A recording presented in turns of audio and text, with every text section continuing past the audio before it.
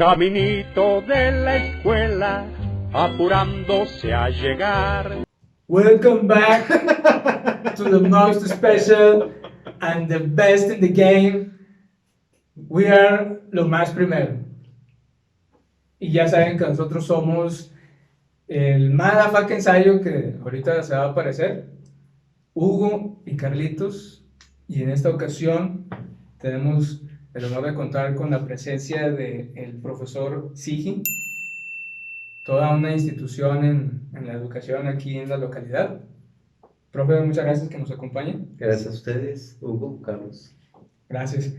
Y bueno, pues hay mucho de qué hablar con usted, pero digamos ahorita el tema álgido que hay con los maestros es esta situación inaudita, me parece, que pues no les están pagando, o que este tema del pago está muy estancado, me parece, en la mayoría del estado. Ya nos contará con más detalle, pero para empezar, ¿cómo surgió esta problemática? O sea, ¿cómo decidieron, pues sí, en huelgarse, manifestarse, cerrar ISTESAC, cerrar presidencias, dependencias en general? O sea, ¿cuál fue el llamado, digamos, la gota que derramó el vaso? Bien, buenas tardes. El problema que nos aqueja ahora no es reciente. En el caso del estado de Zacatecas, tiene dos líneas institucionales, que es como trabajadores en educación, tiene al maestro federalizado y tiene al maestro estatal. Digo que el problema o el que estamos atravesando no es nuevo, porque al maestro estatal se le paga a través de ISTESAC. Esta institución que ha venido recopilando las cuotas de los trabajadores de gobierno del estado es entonces la encargada de lo que estamos diciendo. Ya desde el 2015 y antes, esta institución estaba atravesando por serios problemas económicos, tal suerte que deciden elaborar una ley que pudiera darle más agilidad, más solvencia al gobierno para pagar y al trabajador para recibir su pago correspondiente. Con la ley 2015 se establece una cuota de un 2% anual hasta llegar al 12% de cada trabajador.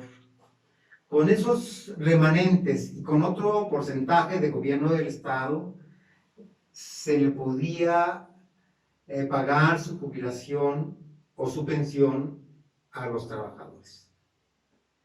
Pero en la medida que va avanzando este proceso, se va complejizando más todavía. Por un lado, se van jubilando más compañeros. Por otro lado, va habiendo grandes sumas que no se sabe qué está pasando con ellas, al grado de que ya en el 2020, incluso desde el 2019, ya se estaban atravesando problemas muy fuertes para el pago de dichos trabajadores y por consiguiente el pago de los jubilados. En los últimos meses de la administración del exgobernador Tello, se pretende una modificación a la ley 2015, que además ya era tiempo de realizarla, pero esta ley propuesta por el exgobernador Tello entra a la legislatura a 1:15 de tal suerte que los diputados, en un afán de que salga esta ley antes de que inicie la nueva administración, pues entran en una rebatinga, puesto que esa ley, el docente de todo el estado la desconocía, dado que fue únicamente un proyecto del gobernador. Obvio es amparado por las personas que ellos consideraron, entre este grupo, pues el exdirector de ISTESAT, que pues también fue duro con el jubilado. Ya desde ahí empezaron las movilizaciones del magisterio para que no se aprobara dicha ley, dado que no se conocía en ciencia cierta en qué consistía. Se logra en una de las manifestaciones que esa ley pues se le dé carpetazo, o al menos que no se apruebe. E inicia la nueva administración del ahora licenciado Monreal, y nos encontramos con la sorpresa de que el día 15 de septiembre no hay pago para los jubilados, ni tampoco el pago para todos los trabajadores del Estado, que asciende a un promedio de 25,000 trabajadores y 4,800 jubilados. Todas las expresiones y todos los trabajadores de gobierno del Estado empiezan desde el 15 de septiembre con una incertidumbre, ya con la nueva administración gubernamental, puesto que a nadie en tiempo y forma se le deposita su pago o su pensión en este caso. Esto trae como consecuencia que las distintas expresiones sindicales y otros grupos organizados de alto poder empiezan a manifestarse y empiezan a convocar a la base trabajadora. De tal suerte que, atendiendo las disposiciones, la convocatoria de los líderes sindicales, se suspenden las actividades frente a grupo, que vienen todavía a lastimar más al educando y al padre de familia.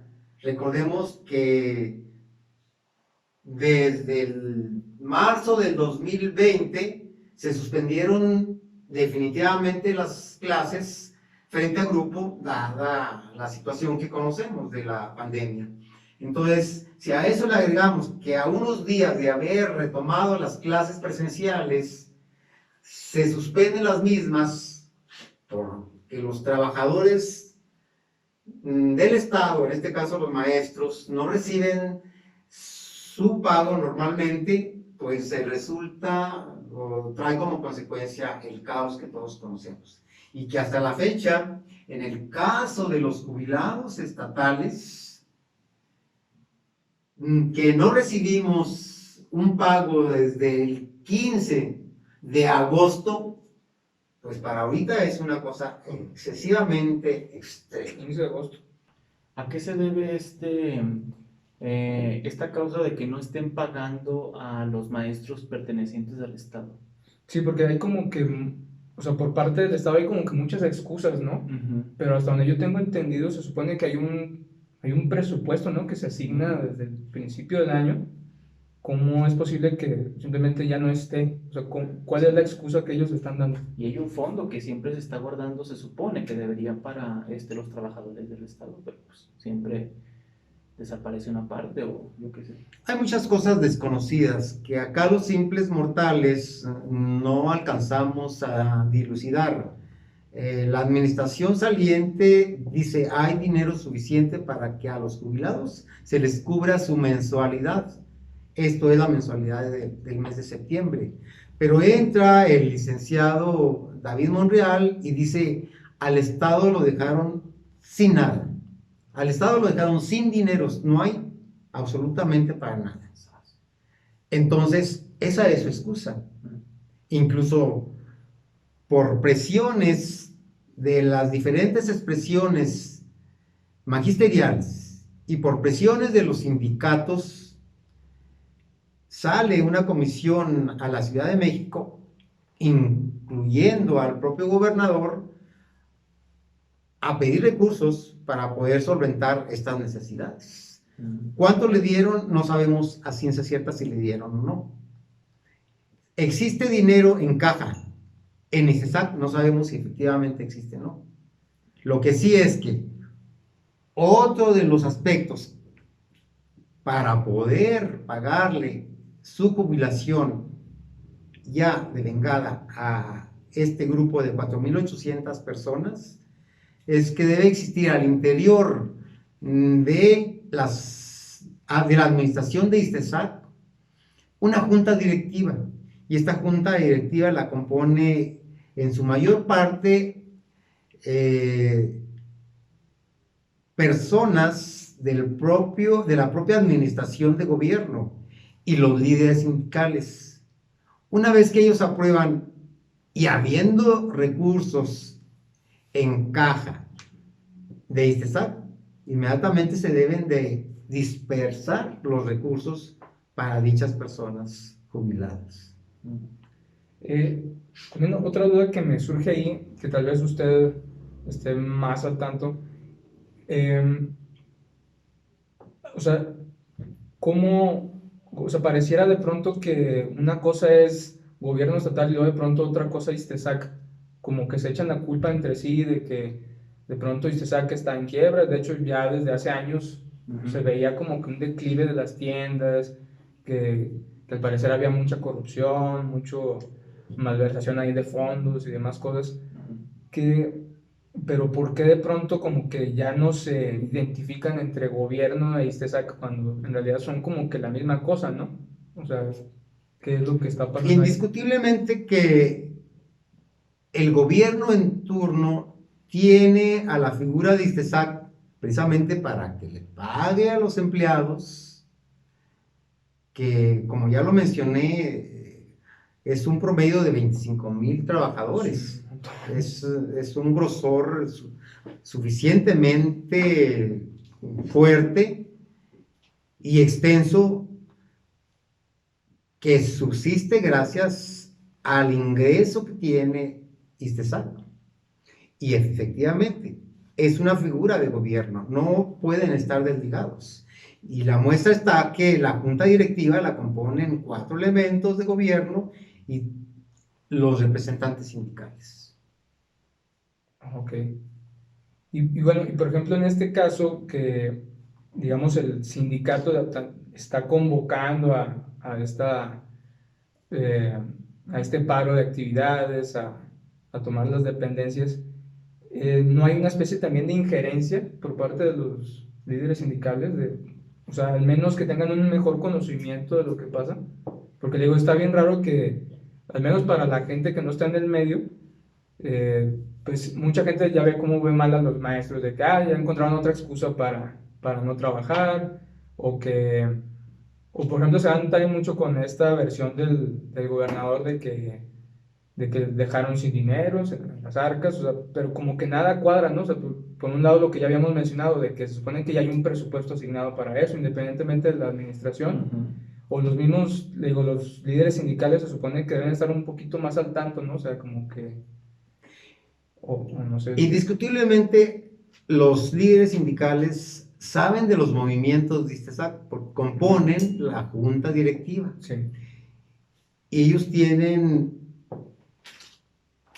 perfectamente palpado el problema y saben de los desvíos que pudo haber, si no de administraciones pasadas, sí de las administraciones más recientes. Entonces, no podemos decir que el líder sindical, que los secretarios generales de la sección 58, de Subsemov, de los demás, carezcan de la información clara y precisa. La conocen, y tan la conocen que son los que están convocando a las bases, a las tomas de edificios públicos, a la suspensión de trabajos las respectivas, en los respectivos planteles escolares.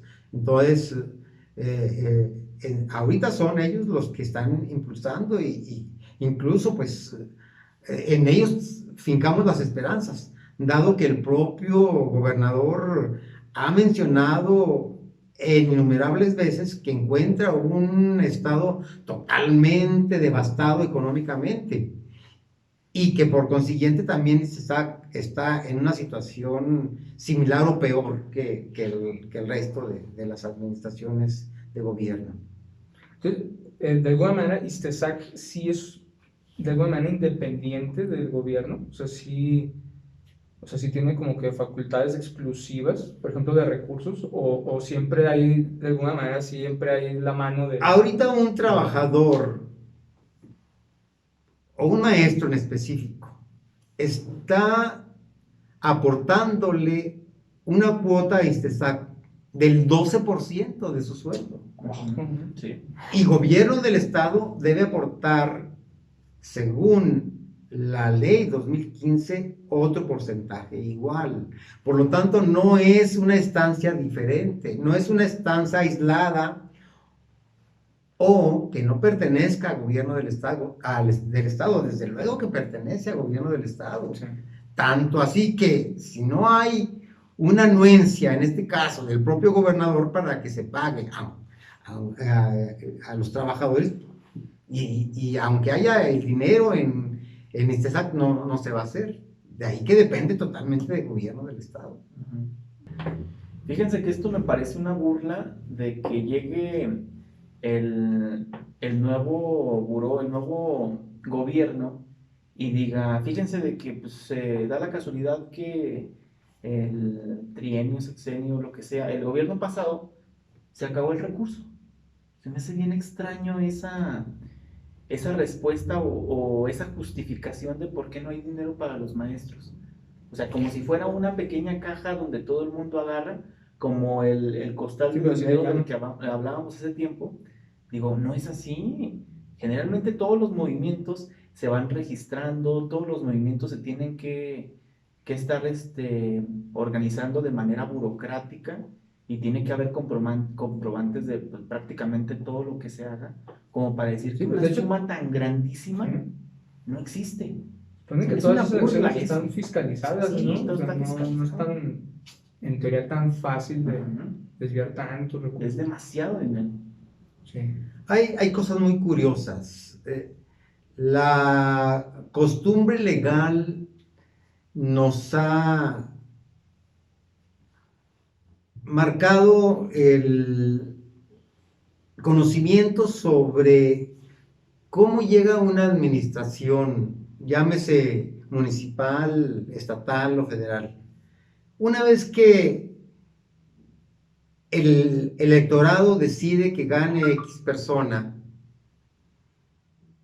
y que así se realiza en efecto, ese nuevo gobernante llega con un equipo armado a su administración que va a iniciar.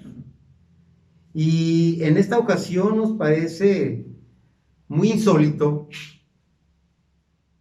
muy raro, que el licenciado David Monreal, ahora gobernador, esté nombrando su equipo de trabajo a pausas y que a estas alturas de su administración todavía no termine de nombrar a su equipo completo, de tal suerte que esa fue también ha sido una de las trabas para que se agilice el pago correspondiente a la primera quincena de septiembre en el caso de los trabajadores y a la mensualidad que se paga el 15 de septiembre o cada día 15 a los jubilados. Como quien dice, ¿no tiene todavía organizado su equipo de trabajo el actual gobernador?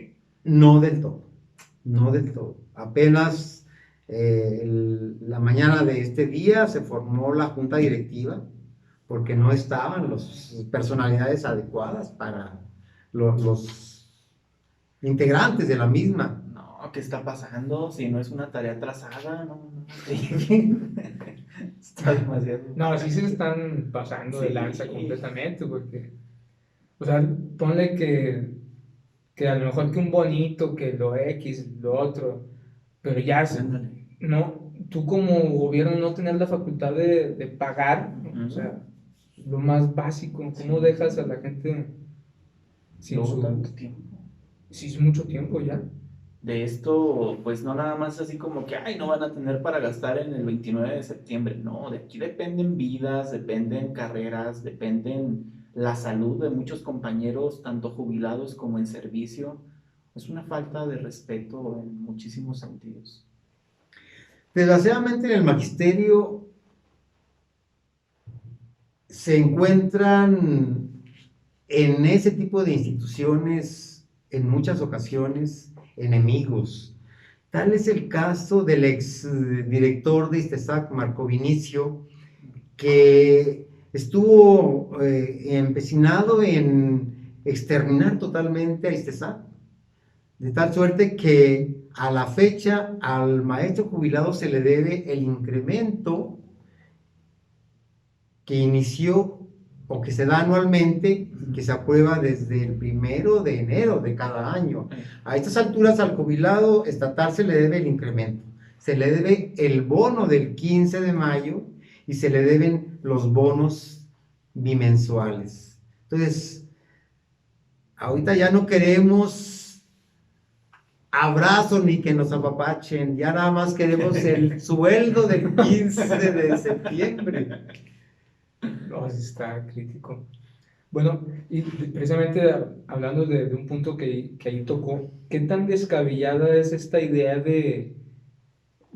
no sé si se pudiera, y más con esta crisis que se está presentando, federalizar a los maestros estatales? O sea, porque me imagino que va más o menos por ahí, ¿no? También la idea esta de terminar con el ISTESAC, ¿era como que también un propósito por ahí o me equivoco? Lo está manejando constantemente el gobernador. No sabemos en qué se basa para hacer esa propuesta, dado que el maestro federalizado es pagado, como su nombre lo indica, por la federación, y su pensión entra a través del ISSSTE. No así el caso del maestro estatal, que está cotizando a una institución llamada ISTESAC y que está cotizando a otra institución llamada IMSS. Ajá. De tal suerte que cuando se jubila antes de los 60 años, recibe lo correspondiente a su clave o a su nivel por parte de ISTESAC. Una vez cumpliendo los 60 años, recibe una pensión muy modesta por parte del IMSS. Y nos preguntamos los trabajadores estatales, el maestro estatal se pregunta, ¿cómo va a federalizar al maestro estatal? ¿Va a tener que renunciar a sus años de servicio dentro del Estado? ¿Va a tener que renunciar a lo que cotizó al IMSS? ¿Va a tener que renunciar a lo que cotizó en ISTESAC? No lo entendemos, por un lado. Por otro,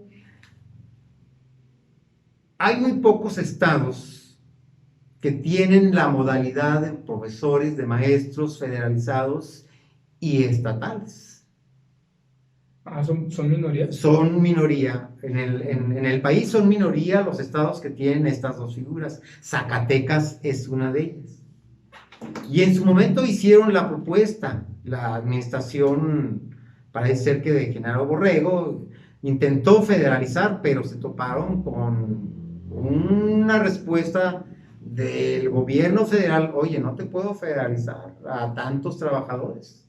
¿Por qué? Por esto y por esto. Ya lo que estamos mencionando. Entonces, No sé cómo le vayan a entrar la nueva administración del Estado para lograr eso que está mencionando, que va a federalizar al compañero estatal. Sí, pues Es un- sí se escucha que es un desmadre. No me parece muy lógico. Es que- un que se organelo pueda. muy grande y muy desarrollado como para transferirlo todo a la federación, aparte de que perjudicaría de cierta manera a muchísimos maestros, porque pues ya está muy consolidado lo que es pues todo esto de los maestros Sí, pues todo el estatales. aparato estatal que hay para... Sí, ya es algo demasiado grande como para deconstruirlo y mandar todos a federal. Pero pues, Bueno, está muy interesante el dato ese. Yo pensé que el modelo este estatal y federal de maestros estaba presente en toda la República. Es minoría de estados que Estados. tienen las dos modalidades. En algunos casos se federalizó a algunos profesores de algunos estados. ¿Por qué? Porque en el devenir del tiempo, algunos estados no tenían el maestro federal suficiente y ante las necesidades de la población, de los padres de familia, del niño, negociaba con la federación.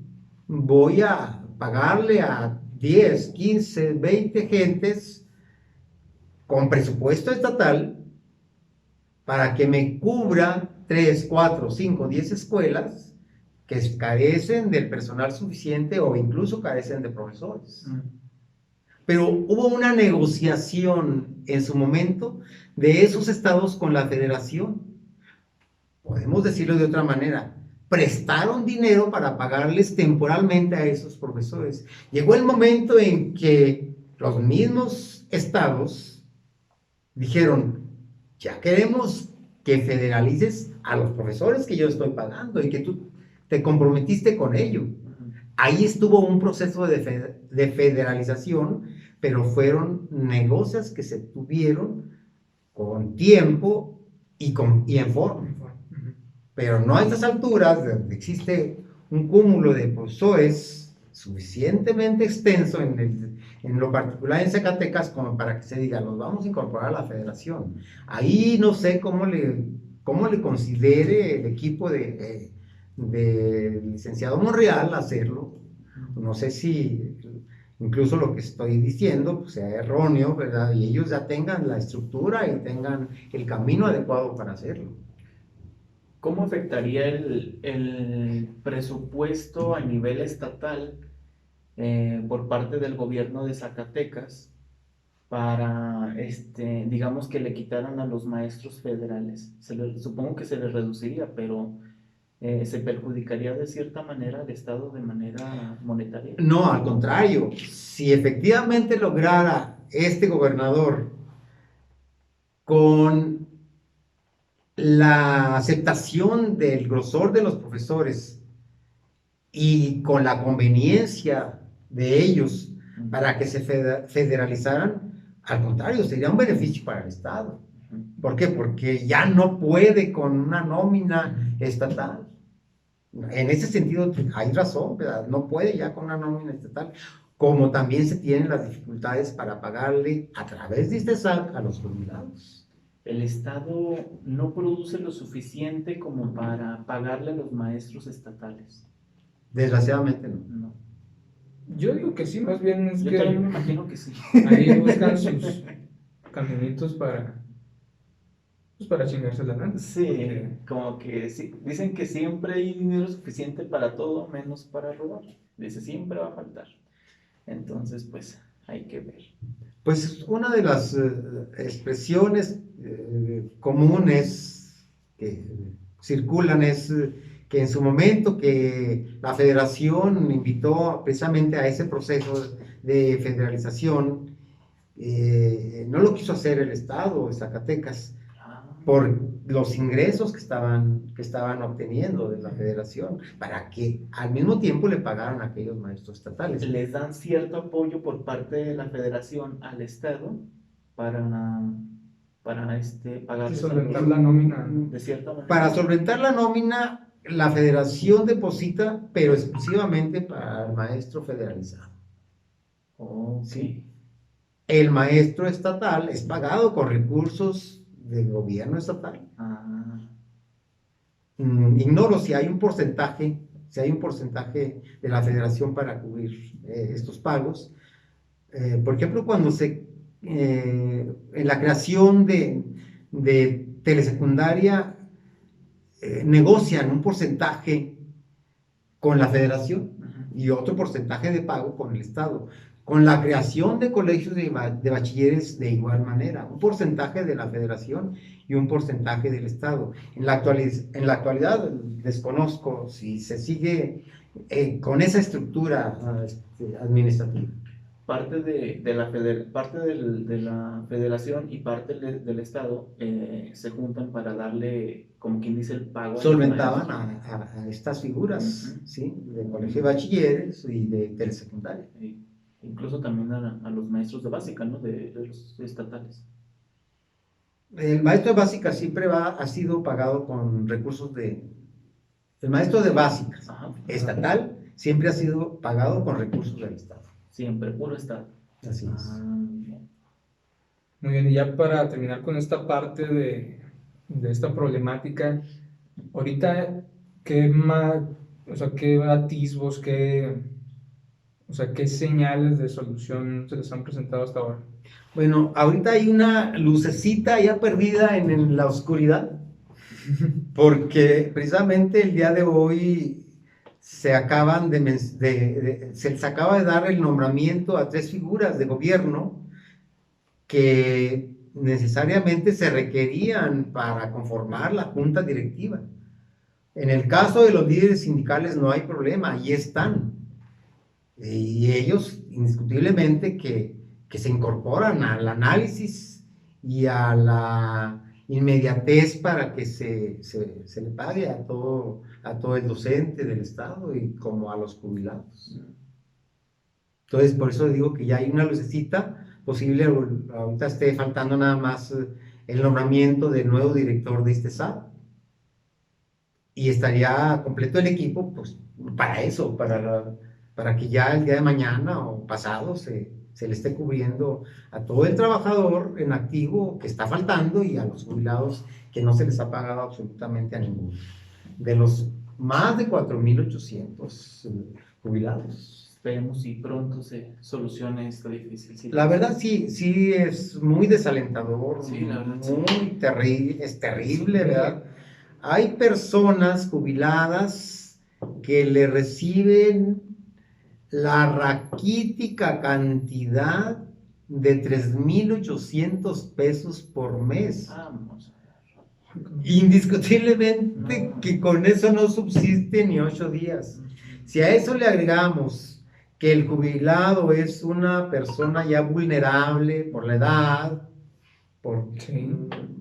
todo eso que implica con los años, pues está también al día con sus medicamentos. Sí, los medicamentos. Saludos Sí. a las autoridades, uno ya ni siquiera se va a jubilar ni siquiera con eso, pero bueno. Sí, pues creo que hasta es menos de lo que le dan a los del programa de Jóvenes Construyendo el Ah, Futuro. ¿sí? Estaba ahí emparejado. Ellos les dan como 3,500. 4,200 a los chingada. jóvenes construyendo el futuro. Bueno, pero ahí en ISTESAT tenemos los extremos.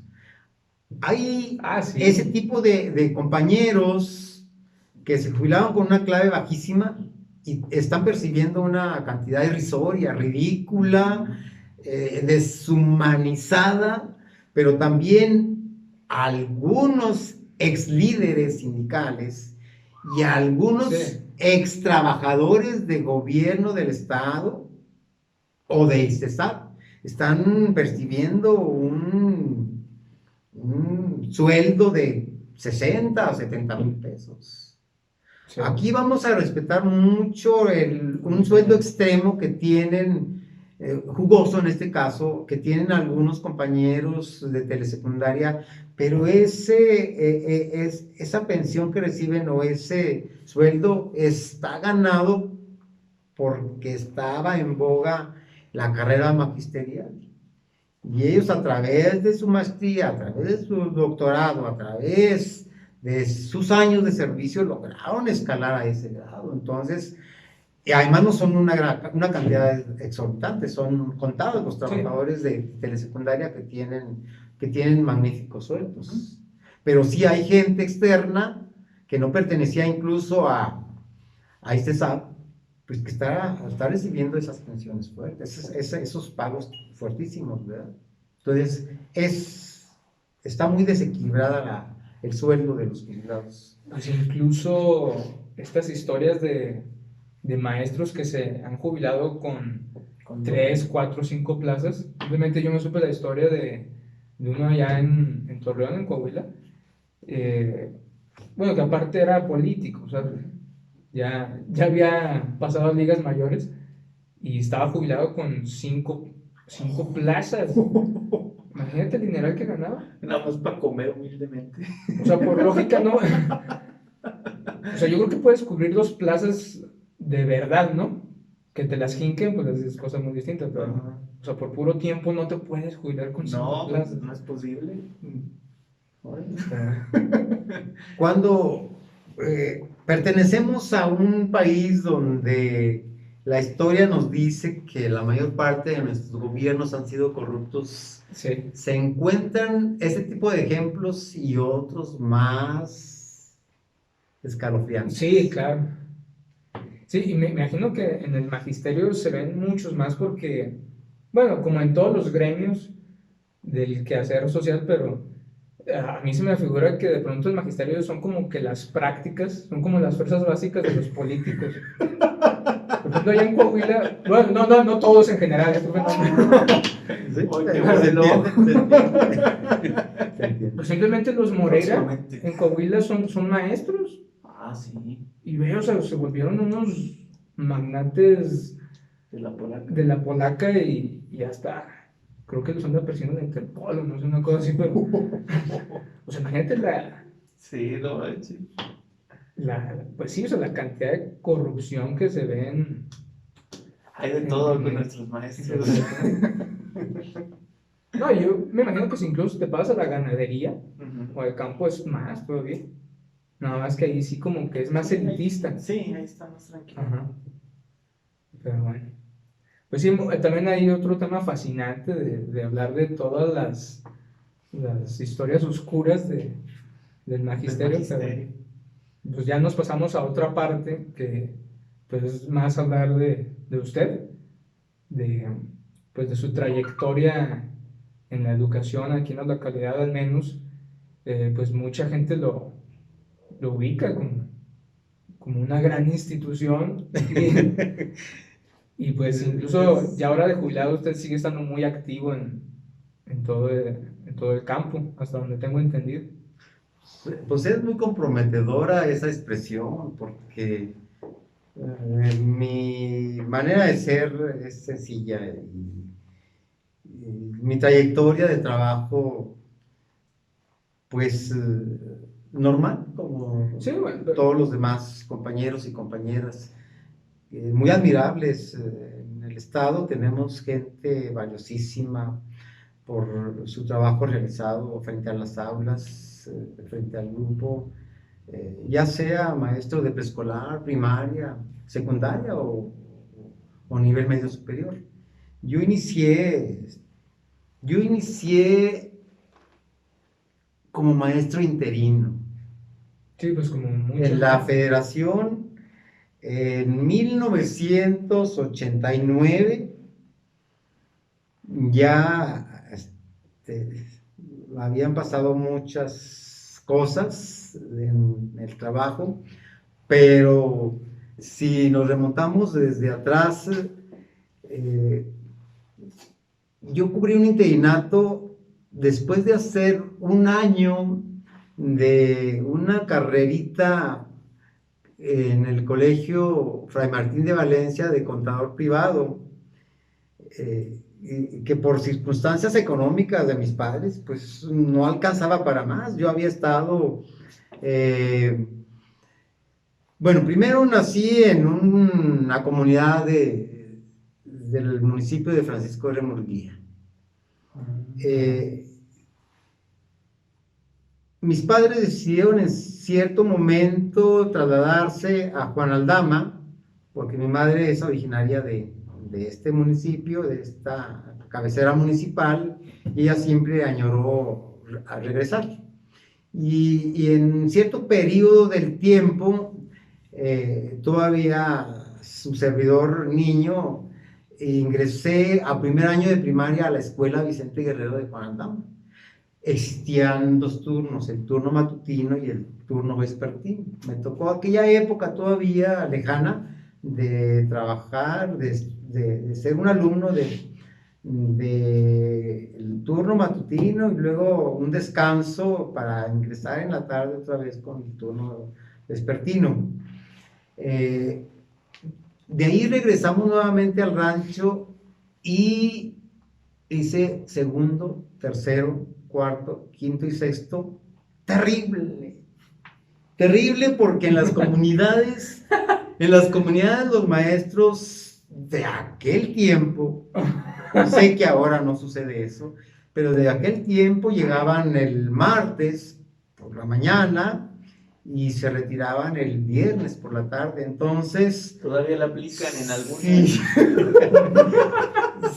Si a eso le agregamos que eran dos maestros nada más en la comunidad, entonces yo realizo un segundo, un tercero y un cuarto y un quinto desastroso, sin saber absolutamente nada. O sea, ni leer ni escribir ha sido deplorable. Me tocó, yo tengo un buen recuerdo del primer año de primaria, porque tuve una maestra excepcional, que incluso con piedritas y con frijolitos nos enseñó las 4 operaciones fundamentales. En primero de primaria ya distinguíamos lo que era sumar, restar, multiplicar y dividir. Inolvidable maestra, que desgraciadamente no siguió en el magisterio, vive, la veo, está ya enfermita, pero una gran maestra. Pero no así segundo, tercero, cuarto y quinto. Y regreso nuevamente a hacer el sexto año de primaria a Juan Aldama, sin saber nada. Sin saber nada. Y entonces yo me enamoro de la carrera del magisterio, no por saber mucho, sino por no saber nada. Termino mi sexto año, pues yo no sé cómo lo terminé. El caso es que sí me dieron de todas maneras certificado e ingreso a la secundaria en Juan Aldama. Obvio es que sin bases de ninguna naturaleza. Y termino con pésimas calificaciones. Soy un burrito en secundaria. Termino con pésimas calificaciones en el tercero de secundaria. Es lo que le quería comentar. En aquellos tiempos no se andaban con cosas, ¿no? O sea, allá si no daba el ancho para atrás. Sí. O sea, si llegó tan deficiente, ¿cómo lo logró? O sea, ¿se aplicó? Bueno, o sea, salí raspadísimo de la secundaria. Termino secundaria y por falta de dinero de mis padres, lo único que se me acomodó fue ingresar a primero de la carrera comercial, de contador privado, algo así le llamaban, e hice el primero de comercio, de comercio, en este caso en un colegio, pero yo aspiraba a ser maestro recordando que me había faltado mucho. Siempre lo aspiré. Yo me enamoré de ser maestro desde que me faltaba saber las clases, los temas, desde que no le entendía cómo interpretar un libro. Y en ese periodo, al terminar el primero de comercio, a la edad que sería de 17 años, hay una efervescencia en el estado de que empiezan a dar plazas a jóvenes únicamente con tercero de secundaria. Sí. Por eso se jubiló mucho jovenzuelo. Saludos a todos. Ya sé, ¿verdad? Y en ese rollo me llamó mucho la atención. Y con solo primero de comercio, cubro un interinato en una comunidad que se llama Norias de Juan Aldama, Ah, sí. en el 1973. Un interinato que se me terminó pronto, pero que la titular de esa plaza ya no regresó, y los padres de familia, al haberse terminado el interinato, fueron hasta mi casita humilde del rancho a buscarme y a decirme que ellos están dispuestos a seguir pagándome para que siga durante el ciclo escolar trabajando. E hice un año con cooperación de padres de familia. Oh. Eso me permitió que también se abrió a nivel nacional, tengo entendido, los institutos de capacitación del magisterio. Y ahí me voy a Gómez Palacio a hacer con el tercero de secundaria y el primero de comercio la normal básica, que era de 3 años. Pero en ese periodo también llega el acuerdo de que para poder hacer normal básica deberías tener preparatoria. Entonces, pues fue duro porque ya trabajando, ya trabajando con una plaza del estado, con un sueldo de 638 pesos, inicio a estudiar la normal básica, y que no fui únicamente yo, éramos muchísima gente, muchísimos jóvenes, en este caso jóvenes, porque sí éramos todavía jóvenes, y unos corrieron a Zacatecas y otros a otro lado y otros a otro lado. Yo lo hice en una escuela particular de Gómez Palacio Durango, pero ya no fueron los 3 años que me habían dicho, fueron 5 años, porque ahí nos encajaron la preparatoria para que pudiera tener validez la licenciatura no sería licenciatura, sencillamente la formación básica. Termino la normal básica en el 1978, y en el 1979 se abre una convocatoria de la Escuela Normal Superior de México para hacer la licenciatura. Y otro compañero, que por cierto ya falleció, y su servidor, nos fuimos a presentar hasta la Ciudad de México el examen, y al cabo de 2 meses, ¿cuál sería la sorpresa? Que fuimos aprobados el examen para ingresar a la Normal Superior de México. De igual manera, la escolaridad era durante los 2 meses de vacaciones, porque al término del ciclo escolar eran 2 meses de vacaciones. Sí. Y la presencia de los 15 días de las vacaciones de Navidad y los 15 días de las vacaciones pues era más o menos coincidía de Semana Santa. Así, bajo esas características, estudiamos muchísimos la normal básica y la normal superior.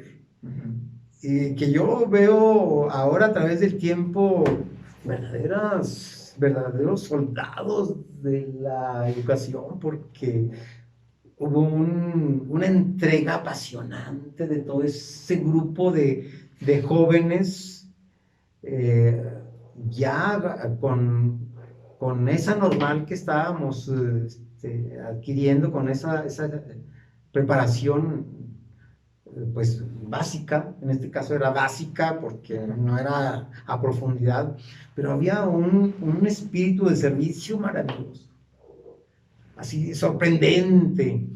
Y si a eso le aunamos que, por ejemplo, aquí en Miguel Auza había maestros indómitos, maestros así que fueron el ejemplo maestros que a lo mejor iniciaron con un sexto de primaria como conocimiento, y ahí tenemos a una Guadalupe Ruiz de Haro, ahí tenemos a un profesor Ramoncito Fernández, Ramoncito. ahí tenemos a una maestra Flor, que desgraciadamente falleció hace poquitos años, y así tenemos muchos maestros que eran el ejemplo de los que acabábamos de llegar con una capacitación o con un conocimiento básico a la enseñanza, y que incluso los buscábamos para que nos orientaran, muy por aparte del conocimiento que traíamos de las normales, que unos estaban en Zacatecas, que otros estaban en Durango, que otros estábamos en este caso en un municipio de Durango como Gómez Palacio. Mis papás me llegaron a comentar de una maestra muy famosa aquí, no sé si la llegó a conocer. Le decían señorita Luisa. No la llegó a... Pues la escuché, pero ya era muy grande. Ya no me tocó conocerla. Ni siquiera la maestra Guadalupe Ruiz de Haro la conocí.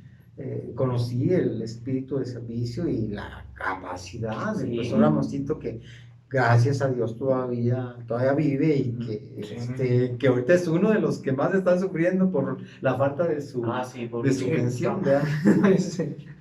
Total que yo no termino la normal superior en México porque las políticas de ese entonces irrumpieron el transitar de los estudiantes de la normal superior. Yo entré a la especialidad de lengua y literatura iberoamericana, pero en ese periodo también nada más logré avanzar durante tres años, porque luego la descentralizaron en la administración de Jesús Reyes Heroles. La descentralizó a 4 partes de la República y se terminó la Normal Superior de México. Como estaba inconclusa mi normal superior, pues tuve que buscar, como le buscaban otros compañeros de otras partes de la República, incluso de aquí mismo, de la región, le tuvimos que buscar, pues, dónde incorporarnos a una normal superior. Y entonces lo más cercano que nos quedaba era la capital del estado de Durango, Durango. Desgraciadamente ahí no nos admiten lo que llevábamos de la normal superior, porque los planes y programas no eran compatibles, e iniciamos nuevamente la normal superior. En mi caso, de cero. En mi caso tuve que iniciar ya no con la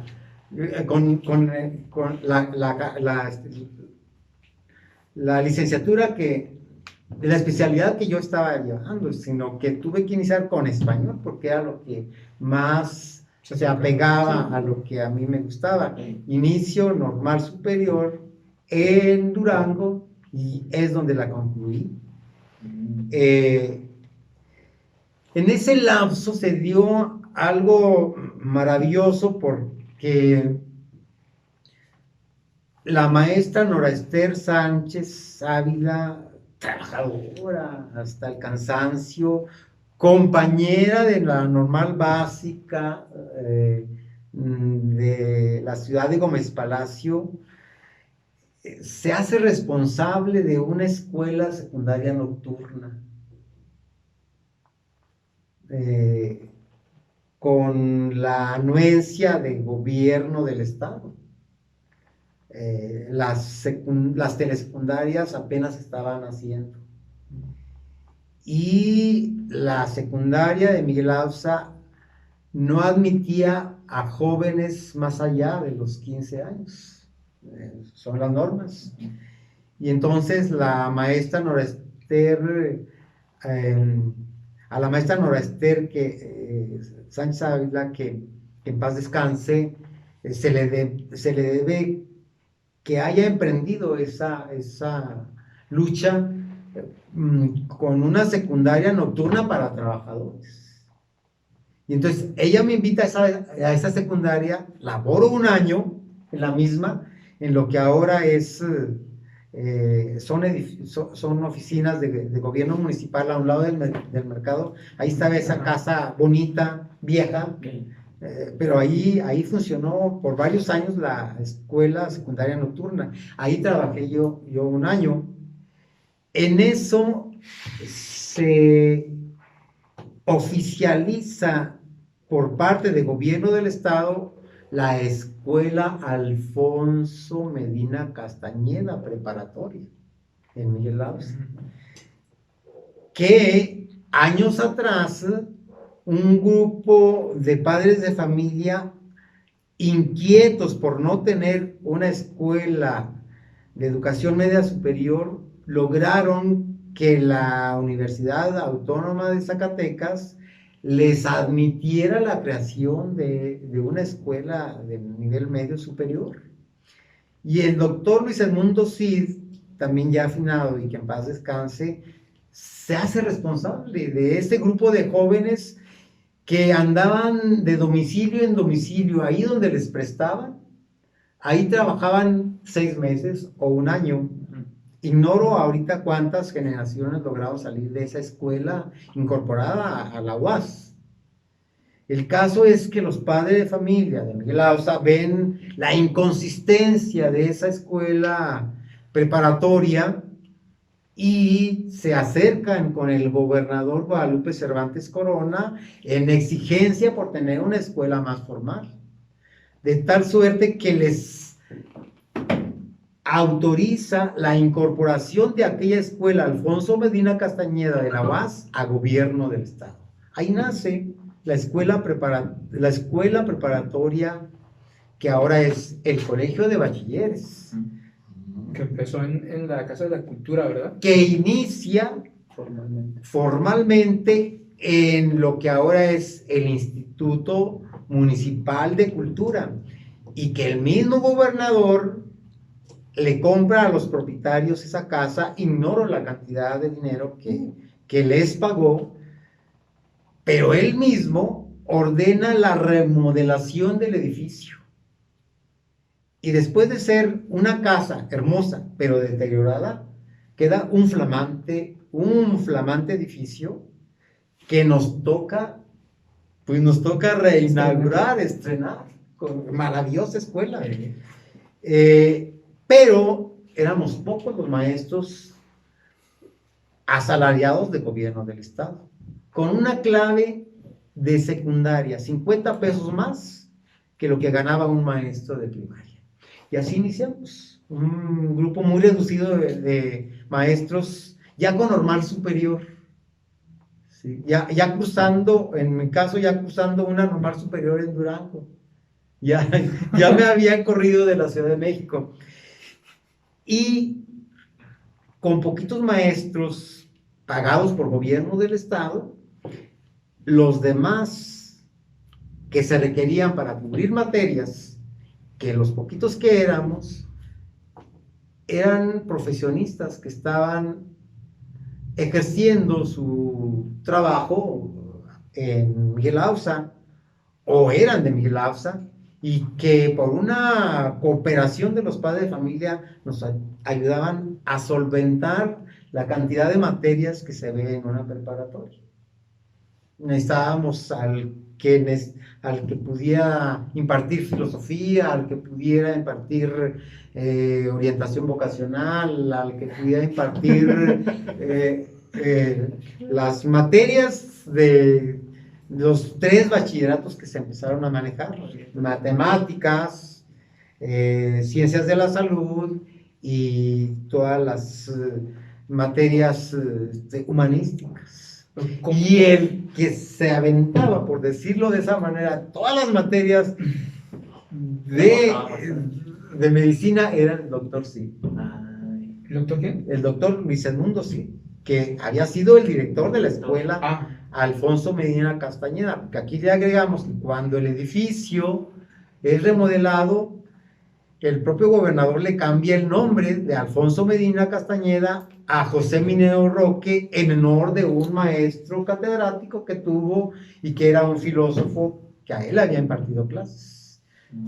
Y así nació pues la escuela José Mineo Roque, dependiendo directo del gobierno del estado. Ahí en esa institución yo laboré un promedio de 7, 8 años y luego llega la administración de Genaro Borrego y la secretaria de Educación trae la idea de crear en el gobierno, más bien en el estado, los famosos colegios de bachilleres, que es una figura que existe en otras partes de la República y que en algunas otras partes de la República son con presupuesto federal. Sí. Pero aquí en Zacatecas hay una negocia de que la mitad para sustentar y sostener los colegios de bachilleres iba a ser con presupuesto estatal y la mitad con presupuesto federal. Ignoro si todavía se hace así. Y así nacen los colegios de bachilleres, incorporando algunas preparatorias estatales a colegios de bachilleres o creando unos colegios de bachilleres desde la raíz, ¿sí? Entonces la escuela José Minero Roque es absorbida por colegio de bachilleres y actualmente pues es un colegio de bachilleres aquí en Migrados, muy grande por cierto, con personal suficiente, con una estructura administrativa vasta, con unas instalaciones ya muy apropiadas, etcétera, etcétera. Pero yo no pertenecía a colegio de bachilleres y a mí no me gustó la idea de incorporarme al colegio de bachilleres porque me quitaban mis años de servicio, que ya eran bastantes. Por eso yo no me incorporé. Trabajé un año nada más con la fórmula de colegio de bachilleres y en eso se viene un congreso seccional de la 58 del CENTE.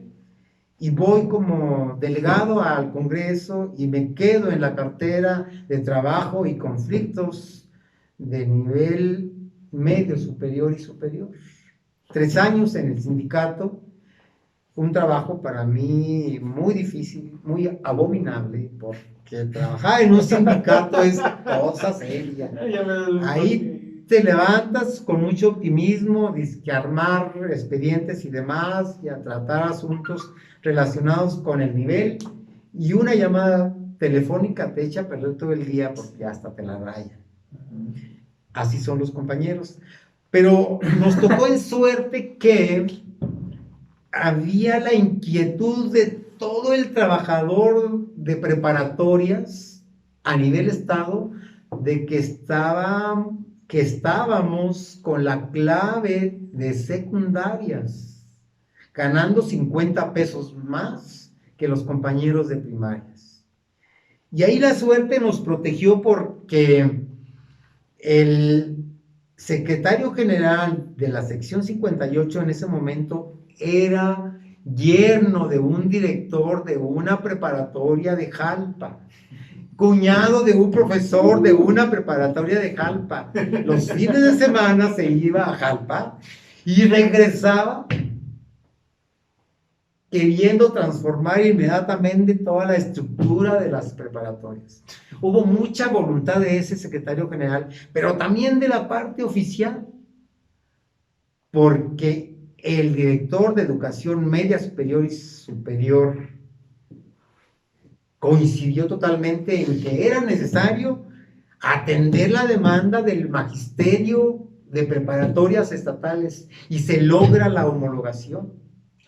Y el maestro con una preparación de una licenciatura o una especialidad en X rama del conocimiento entraba como asesor, como titular, como asociado a, y se crean pues las estructuras de otras escuelas superiores, que era el asociado A, el asociado B, el asociado C, el titular A, el titular B y el titular C, según la capacidad y según el conocimiento, según los años de servicio de los trabajadores.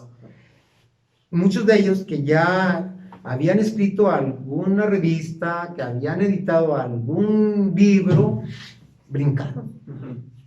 Brincaron. Muchos de ellos que tuvieron la fortuna ya de tener una maestría, pues brincaron a una de estos niveles altos.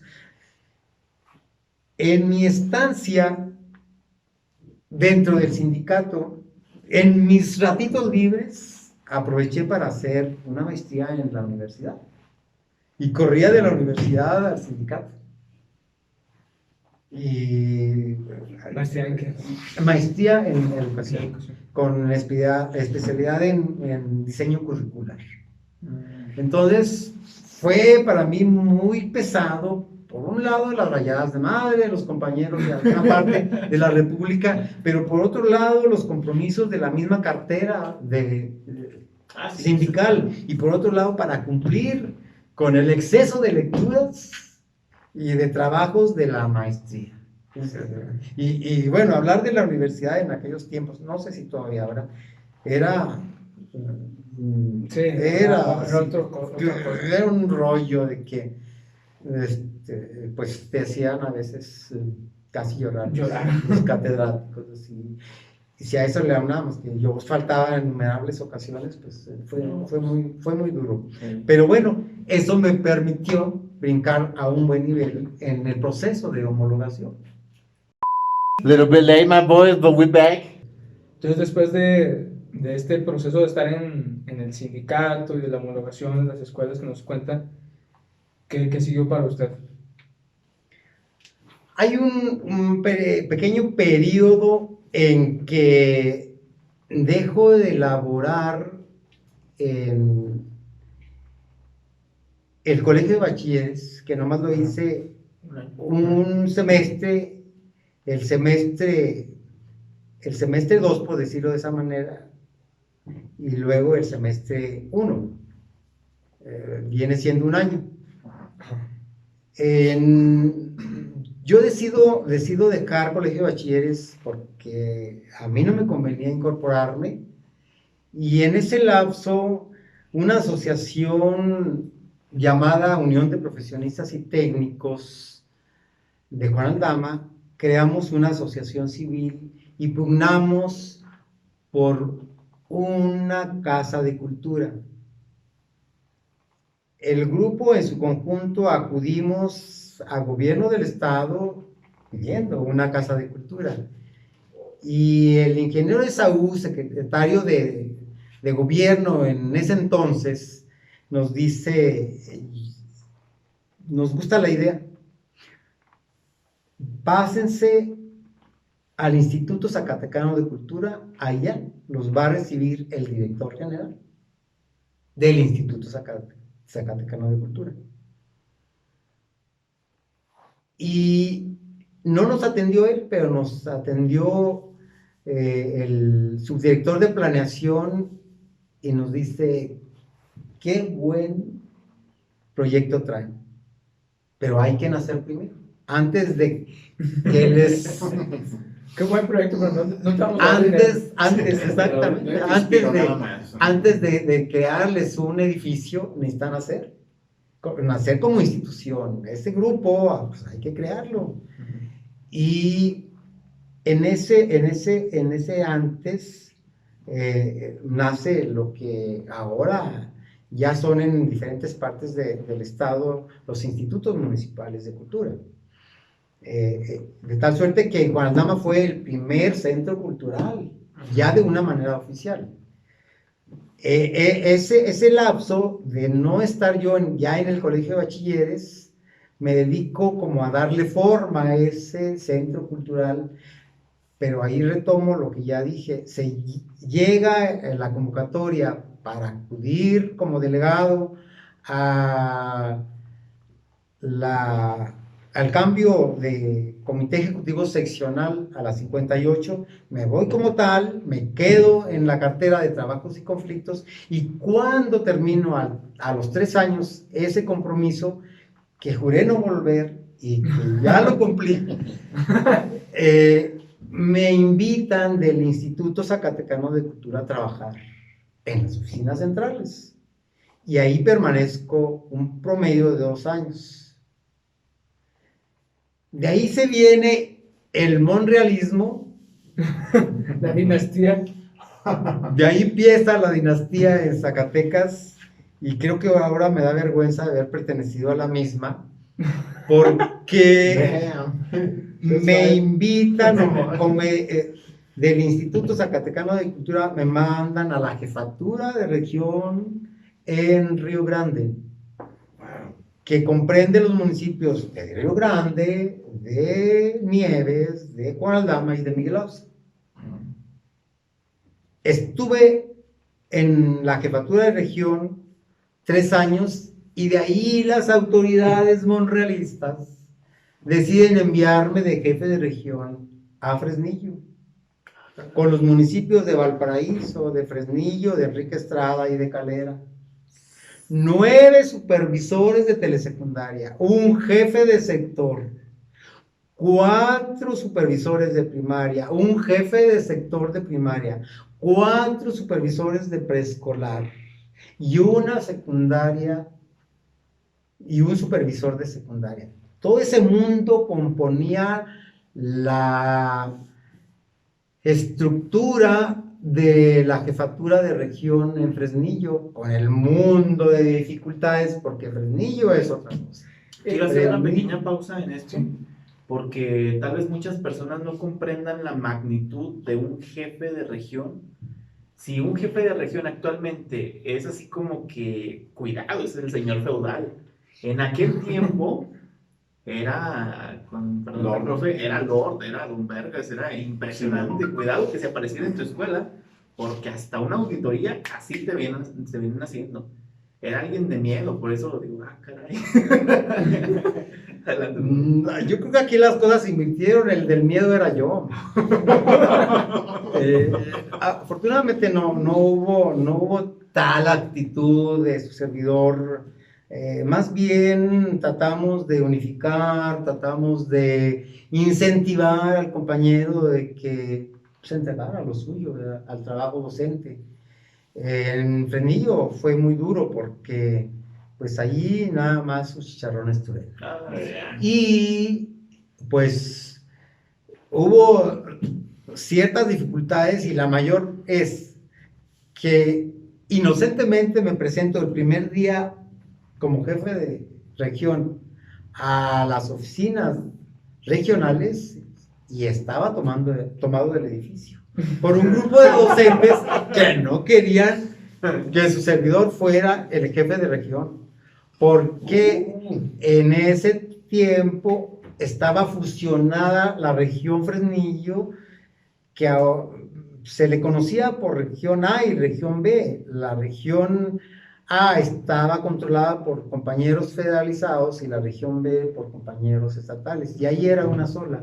Y los compañeros estatales de Fresnillo estaban en la banca. Y ese grupo de compañeros que eran desde preescolar, primaria, telesecundaria, que se aposentaron en la entrada del edificio, lo que querían más que nada era que se volviera a separar el área A del área B. Y entonces pues empiezan unas negocias encabronadas con esas personas muy fuertes de carácter, y que de buenas a primeras me vi solo negociando con ese grupo de personas. Cuando así lo observé, dije, pues si me mandan a esto, entonces vamos a negociar, y entiendo que las negocias son 50-50. Tú me pides, yo propongo. Tú quieres esto, yo te propongo esto. Logramos sacar ese problema e iniciamos con la reconstrucción del área B de la región de Fresnillo. Y hubo problemas, claro que sí los hubo, pero no a tal magnitud de que salíamos huyendo o cosas por el estilo. Fue comprensible la gente con el trabajo, se metieron a lo suyo. Muy a grandes rasgos, este cargo de jefe de región, ¿en qué consiste? O sea, muy por encima. ¿Cuál era Un jefe de región viene a atender los problemas inmediatos que existen en las escuelas de su área. Sí, de imagen que... Si hablamos de Fresnillo, bueno, pues de Valparaíso, de Enrique Estrada, de Calera, del mismo Fresnillo. Pero bueno, está la estructura que si te propones armarla y negociar con ellos, pues solito avanza, porque pues, el jefe de región no es para ir al grupo a preguntarle al niño si se sabe, Es el que tiene que dar soluciones. si sabe multiplicar y si sabe dividir o sabe leer. Para eso está un director de la escuela, que es su función. Okay. Pero luego el director está supeditado a las disposiciones de un supervisor. Y en algunos casos los supervisores al jefe de sector. Y entonces el jefe de sector en un contacto directo constante con el jefe de región.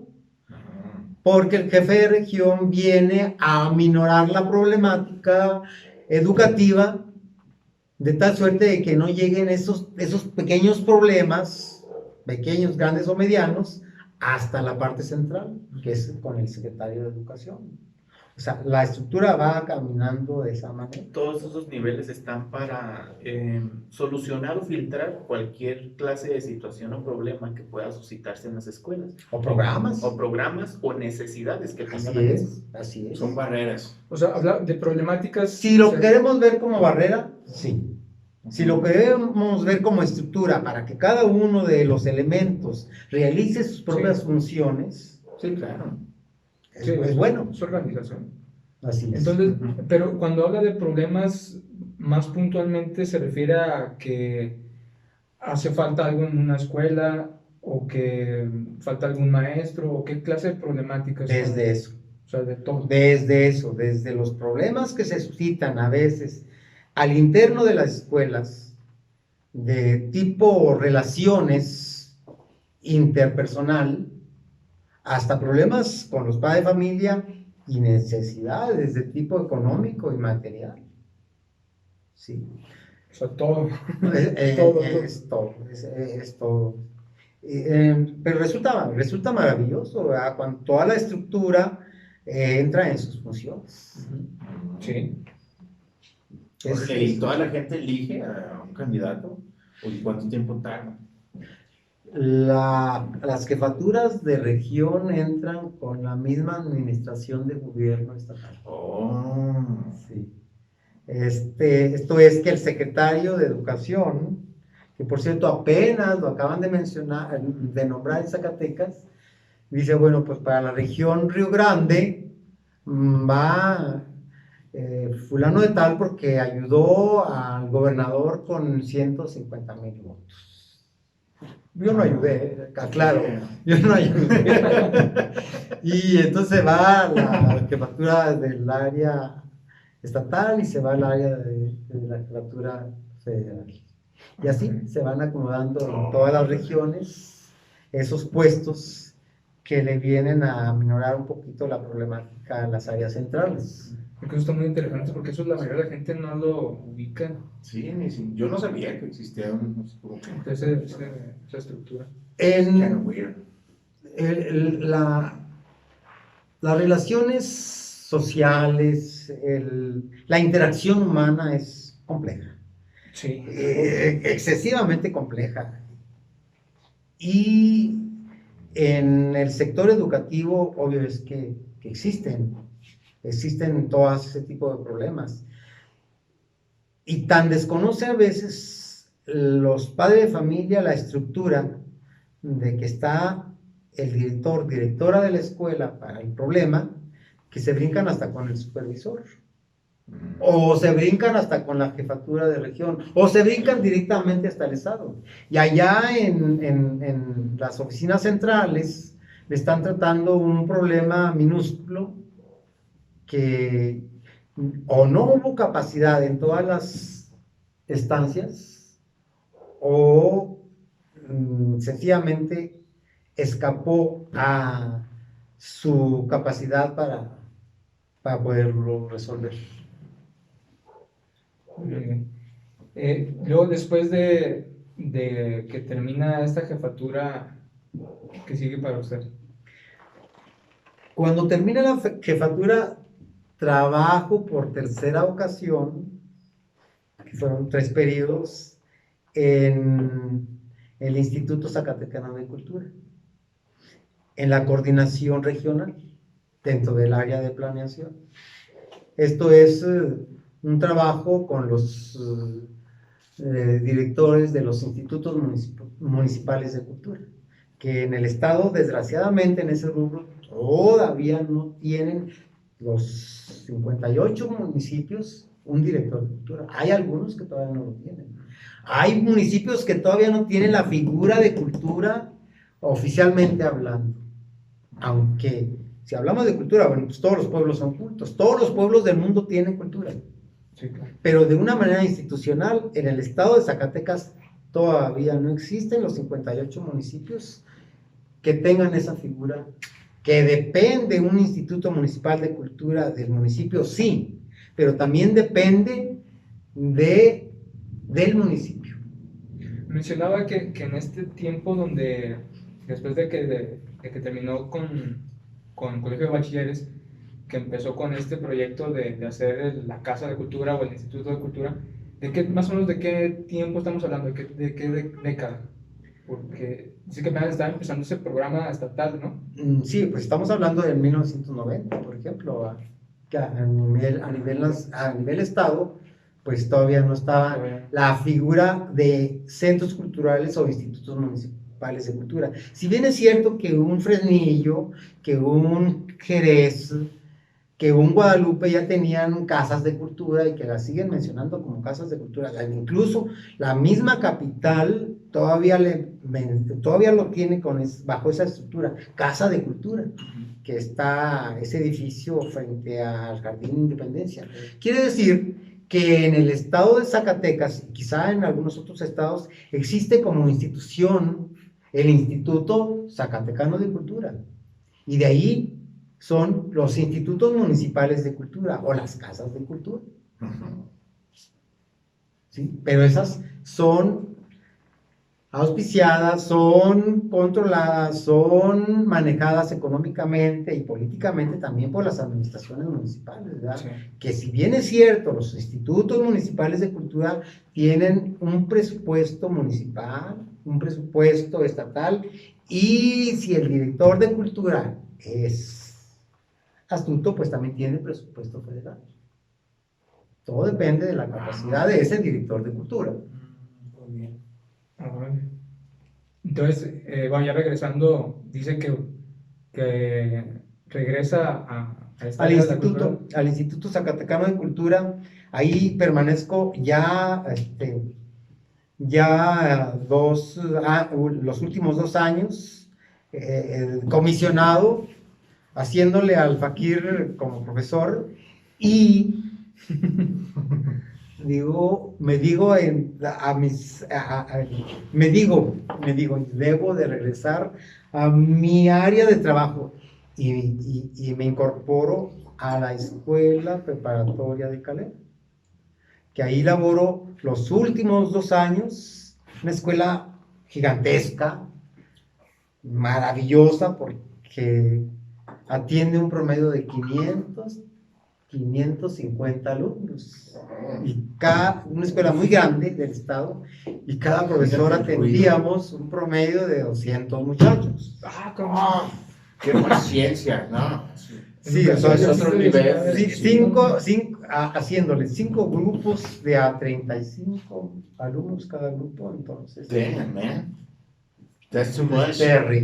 Terrible. Sí, está. En el recreo. Es una guerra diaria. Incluso es muy fuerte la conducta de los chicos que estudian o era en esos tiempos muy fuerte la conducta de los chicos de la escuela de Calera. ¿Por qué? Porque Calera tiene la particularidad que emigran que le llegan personas de diferentes partes de la República. Ujú. Entonces ahí es un conglomerado de culturas, de costumbres, hay un choque entre los chicos. Y los pasivos, y luego de repente están acá los agresivos. Hay de todo, Oh. hay de todo. Ahí tomo la decisión de jubilar a los 36 años de ser. ¡Wow! Ay, cabrón. ¡Damn! O sea que ustedes todavía ni siquiera estaban planeados. Nah, Todavía- chingada, nah. Ni siquiera tenemos la edad del servicio que usted cumplió. No, exacto. Órale.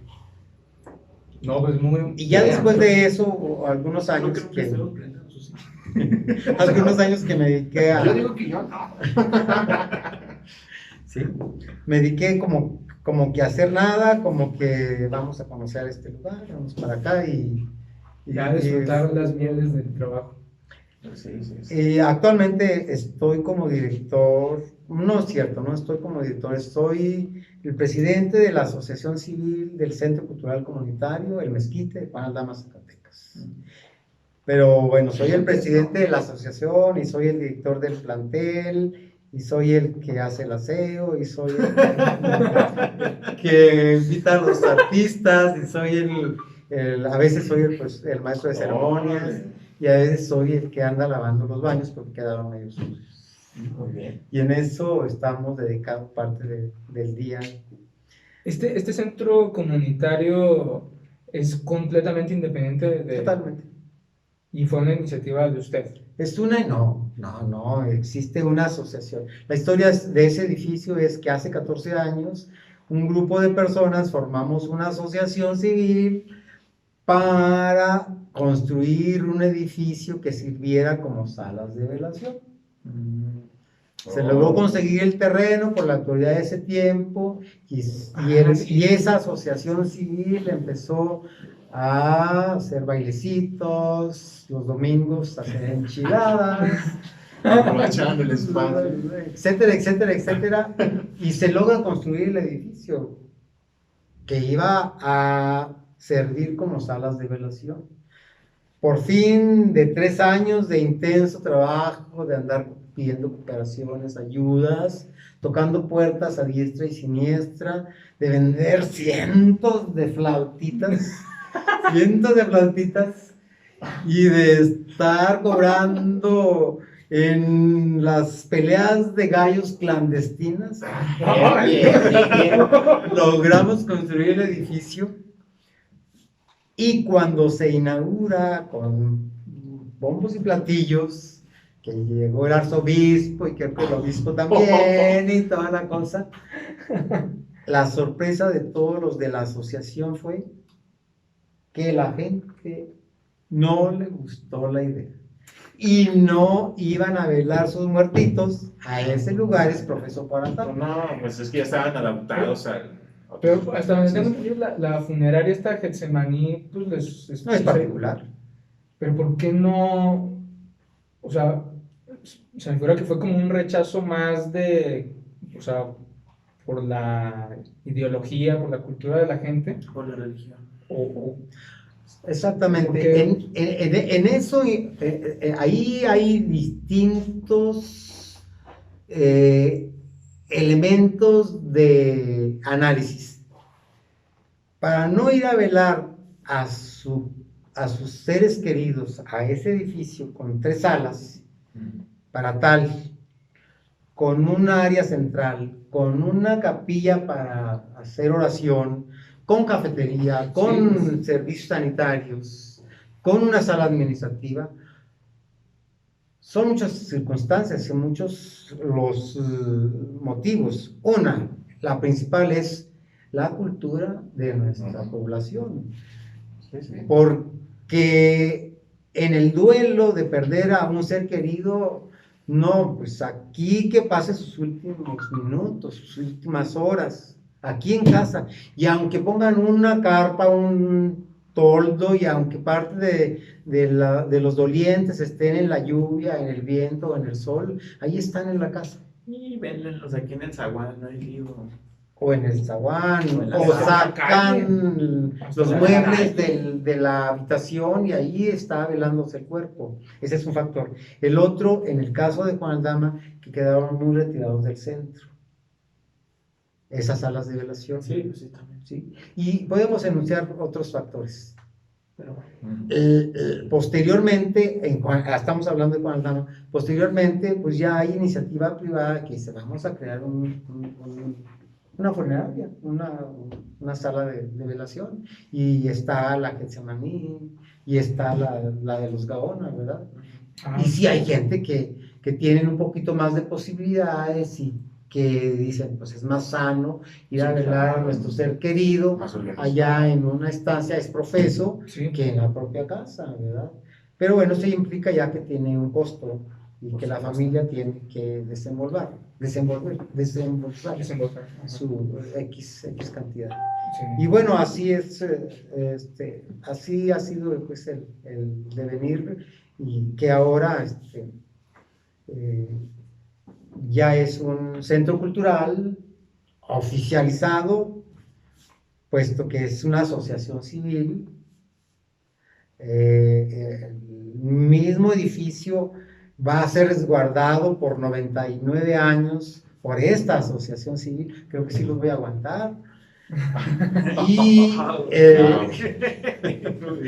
pero a partir de la fecha, porque apenas está creada la asociación. ¿Cuántos Entonces, años tiene de ser tal cual centro comunitario? Porque me había comentado. inició esta asociación llamada Velatorio San Juan Bautista, cuando vimos que no es aceptada por la comunidad para tal, abandonamos el edificio por varios años y se le prestó a la UAS para que ahí iniciara su modalidad, su escuela, vamos, Ok. propia de la UAS. Se le prestó al DIF también. Y después ya quedó en que nadie la utilizaba y se empezó a deteriorar a tal grado de que se empezaban a caer los techos por exceso de lluvias, infiltraciones de agua, y por ahí 2, 3 integrantes de la asociación civil, muy preocupados porque estaba dañando el edificio, pues nos vuelven a llamar y acudimos de 17 gentes, un promedio de 10, y determinamos en esa ocasión, después de ya no hacer reuniones periódicas como deben de hacerse en las asociaciones civiles, determinamos darle el giro de asociación de centro cultural comunitario, y hasta ahí mismo le pusimos el nombre del Mezquite, porque Juan Aldama se llamó San Juan del Mezquital, y lo inauguramos como tal hace 4 años. Este 16 de julio del 2021 cumplió 4 años con esa modalidad, como Centro Cultural Comunitario El Mezquite. ¿Cómo les ha ido ya Bien. como centro? Bien, muy bien. No tenemos los recursos ni humanos, ni materiales, ni económicos, pues para impulsar como debiera, ¿verdad? Sin embargo, bueno, pues hay los contactos con artistas plásticos, con teatreros, con cantantes, y pues de una manera periódica con artistas plásticos. Nos ha ido a maravilla porque Miguel Ausa está lleno de artistas plásticos, Juan Aldama tiene algunos. Entonces sí, nos ha ido bien en ese sentido, sí tenemos la afluencia que se requiere. Y estamos plenamente convencidos de que solamente 3 elementos pueden mejorar el tejido social de nuestro país y de cualquier parte del mundo. Y estos 3 elementos los voy a mencionar como que por ahí termino. Son la educación, la cultura y el deporte. No se le puede buscar más. Esos 3 elementos son básicos para que cambie la mentalidad y la conducta del pueblo mexicano en este caso. No le busquemos más. 3 elementos básicos que, dicho sea de paso, si algún gobernante quisiera estructurar su plataforma de trabajo, pues ahí tiene los 3 elementos para hacerlo. De ahí se desprenden todas las ramas para hacer un trabajo adecuado y para equilibrar la conducta de la sociedad, que cada vez la estamos viendo más crítica. Sí. Bueno, y pues precisamente justo donde se quedó era tenemos una última pregunta que le llamamos la pregunta trascendente, sobre todo para alguien que ya ha pasado tantos años en el campo. No es sorpresa para nadie ni es un secreto que la educación en México se ha deteriorado de manera abrupta. O sea, hemos visto una caída alarmante del aprovechamiento de los muchachos, incluso de los mismos maestros. O sea, se ha resquebrajado completamente, de manera integral, la educación en nuestro país. Nosotros, que ya estamos treintañándole, ya nos tocó ver ese deterioro. Incluso ahora que estamos o que llegamos a estar como docentes, lo vimos. Para usted, ¿cuál ha sido el mayor factor que ha deteriorado pues la educación? Porque pues muchos señalan que son los maestros, que es el magisterio, otros que es el gobierno, que no hay recursos, y otra gente que los padres de familia que ya no se interesan. Pareciera que es todo, bueno, y sí lo es todo, pero para usted, si tuviera que ser puntual, ¿qué ha sido el mayor factor que devino en esto?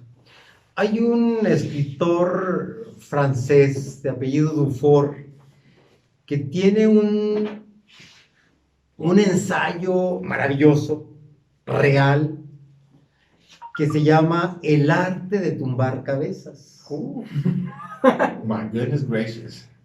Metafóricamente está diciendo que el tumbar cabezas no es, como su palabra lo dice, Sí, literal. sino que quien ha tirado el pensamiento humano, no solo de nuestro país, sino de la mayor parte de los pueblos del mundo, es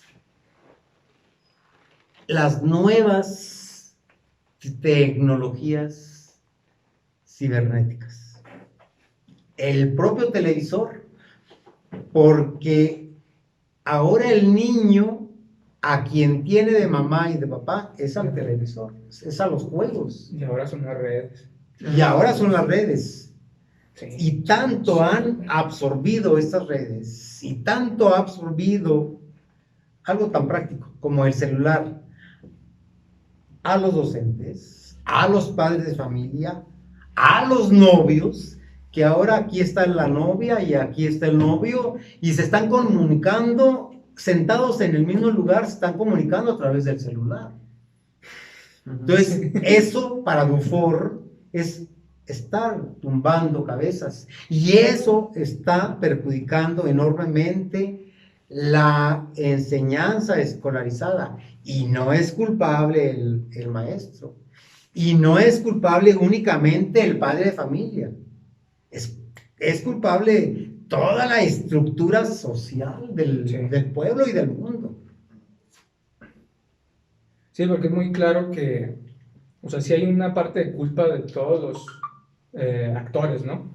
O sea, por ejemplo, vemos padres de familias sumamente complacientes y completamente a la defensiva al momento de que si a su niño se le señala, oye, tu hijo va a reprobar, no, es que usted no le enseña. También hay otra parte de los profesores que pues pareciera que a veces ya no están muy bien preparados, y más ahora en la actualidad, que falta convicción, falta iniciativa. Simplemente todo lo que nos acaba de contar, cómo ustedes emprendieron tantos proyectos, pues por iniciativa propia, ya no se ve eso. ¿Sabes? Porque ahora es pues ya no es tan redituable, ¿no?, para los maestros tomar actividades extracurriculares. Y luego pues también está el propio gobierno, ¿no?, que no hay recursos, pero pues sí es un factor importante esto de la tecnología, porque ya los niños no llegan como que tan en blanco a las escuelas, ya llegan muy influenciados por todo lo que ven en redes. En educación básica podríamos comenzar a checar culpables y nada, en educación básica como están todos pequeños, yo sí le echo la culpa a los papás, porque le sueltan absolutamente con libre albedrío el celular, redes Sí, sociales es y tecnología. impresionante. Tiene que haber Me control. pongo a platicar con alumnos actuales y pasados y me hablan como hablan, por ejemplo, en Santiago de Chile. ¿Por qué? Porque están escuchando el doblaje que hacen en las series y en las caricaturas y en los programas que ven en internet. Estoy escuchando también frases ya refriteadas que han escuchado y uno dice, ah, caray, ¿esto cuándo? No es así como que te pones a hablar con un alumno y dice, ah, yo me acuerdo que mi papá me estuvo contando esto, o la otra vez cuando andábamos jugando. O sea, no, no, no. Las experiencias y vivencias que te cuentan son directamente de un medio digital. Punto. Sí, están desconectados de la realidad. Sí, completamente. Yo defiendo a capa y espada al magisterio y respeto y admiro a las nuevas generaciones, a los maestros normalistas recién egresados, porque traen un mundo de teoría, Ujú. de conocimientos envidiable Sí, Ujú. sí. y sorprendente. Por lo cual no tienen absolutamente nada de culpabilidad en el proceso enseñanza-aprendizaje, porque ahorita sí debiera de entenderse que la educación es responsabilidad completa y directa de los padres de familia. Y la instrucción, la escolaridad, los conocimientos teóricos, el avance en cada una de las asignaturas o disciplinas, pues sí, pertenece al maestro y tiene capacidad y tiene elementos para hacerlo. Siempre y cuando pues sea una persona convencida de su propia capacidad y su Sí. propia preparación y de su propio título y sus propias ganas de ser un buen maestro. Sí. La vocación sobre todo. Pero también, me imagino, como que todo se retroalimenta, por lo que voy a decir,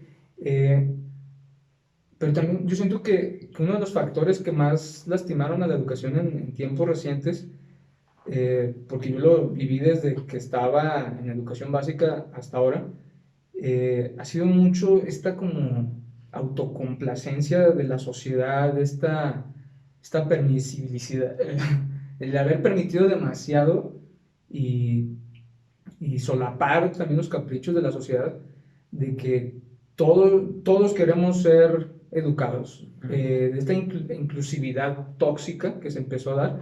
¿Por qué? Porque de pronto se dejó de reprobar a los niños y yo siento que pues es también responsabilidad del magisterio, obviamente de la sociedad, porque me imagino que el magisterio se ajustó a lo que demandaba la sociedad.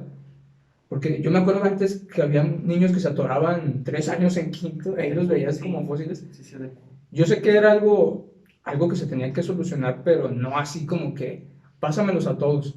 A mí me llegaron a tocar alumnos de nivel universitario, que estábamos en la clase de geometría descriptiva, y así de que, mira, este lado, esta cara tiene 16 centímetros, coloca un punto a la mitad.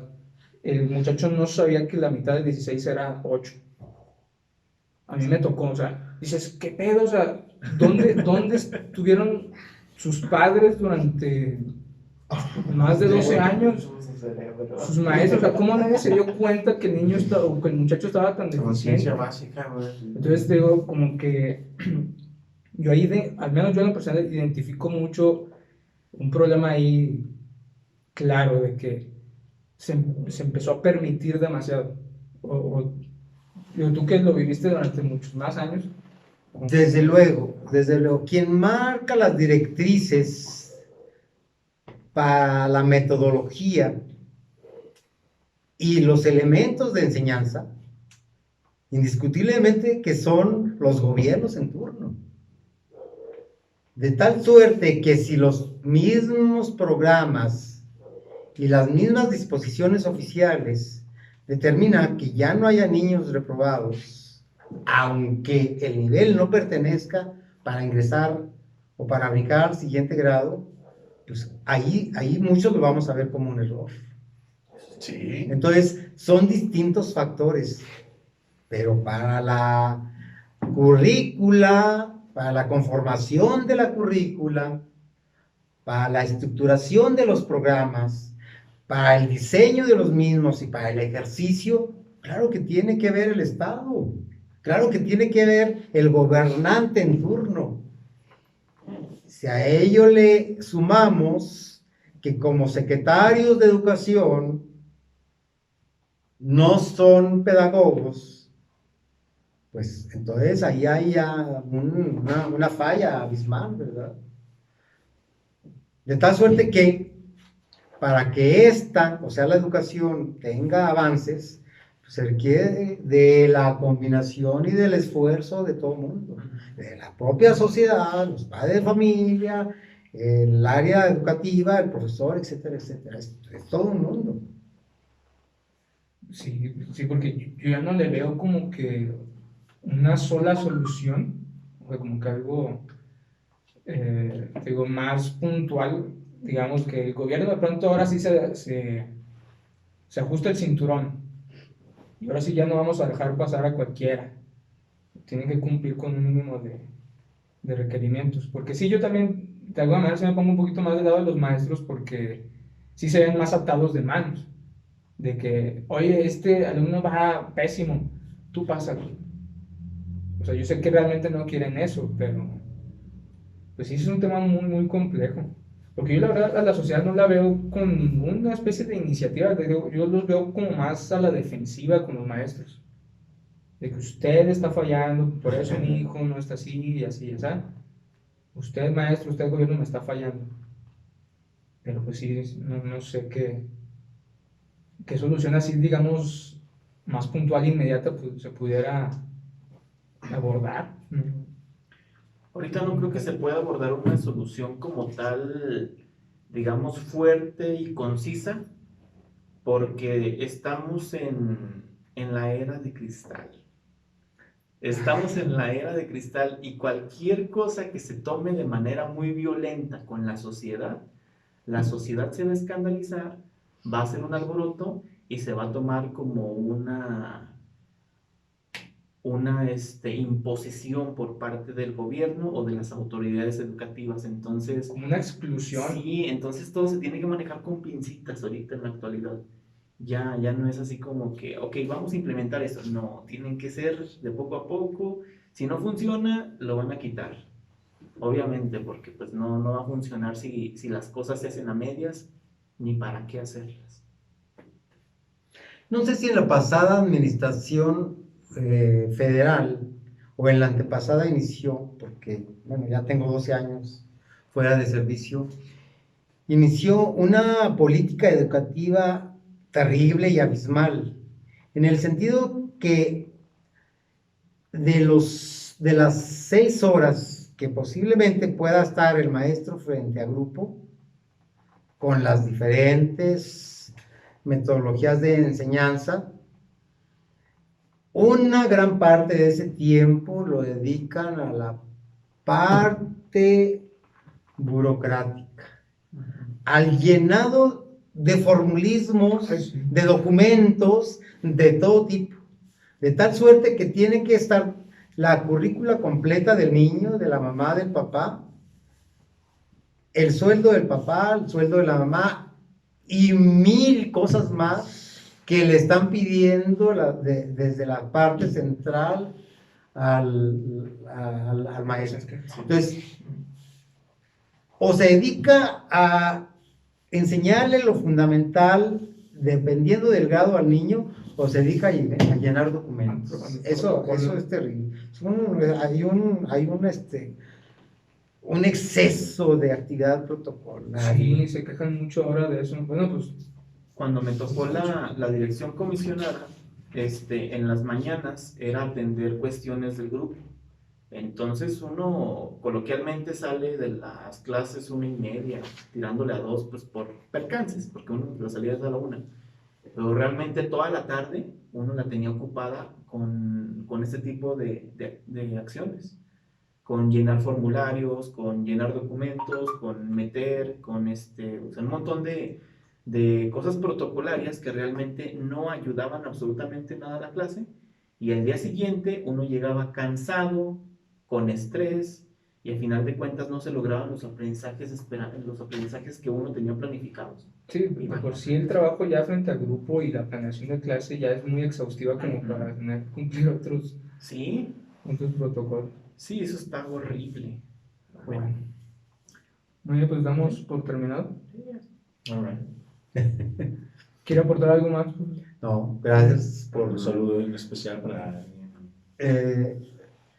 Adelante. No, lo que pasa es que desde el día que me invitó Carlos a este mundo desconocido, pues ando estresado y No. y creo que ya ahorita que salga de esto ya va a empezar a mi estrés.